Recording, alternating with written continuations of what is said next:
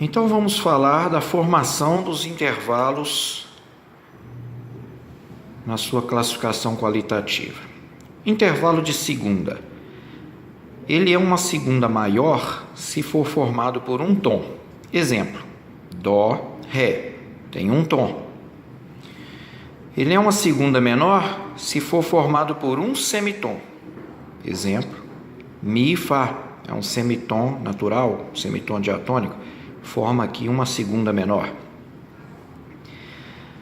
A terça, não, antes, vale dizer que a segunda aumentada seria um tom mais um semitom, e a segunda diminuta seria a mesma entoação, ou seja, você tirou um semitom, tirou mais um e ficou igual. Exemplo aqui, se eu colocar um Fá bemol, o Mi natural e o Fá bemol têm a mesma entoação, eles formam uma segunda diminuta.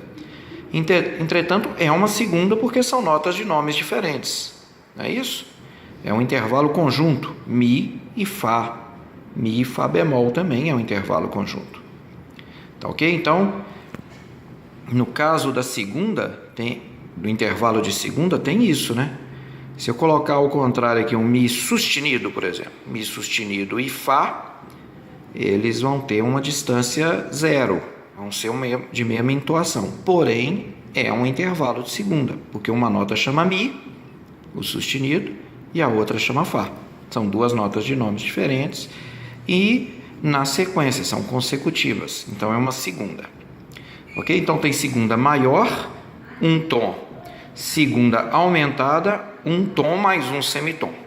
Neste caso, o exemplo, poderia colocar um Dó bemol ou então um Ré sustenido. Qualquer das duas alterações tornaria esse intervalo aumentado, uma segunda aumentada.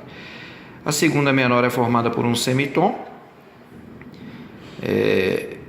No caso dos intervalos, por exemplo, esse aqui poderia ser uma segunda menor? Poderia, desde que eu colocasse o Dó sustenido, aproximando do Ré, ou então Ré bemol. Dó sustenido e Ré, ou Dó e Ré bemol, formaria uma segunda menor, porque teria apenas um semitom. E o intervalo de segunda diminuta tem a mesma entoação, notas de nomes diferentes, mas com a mesma entoação.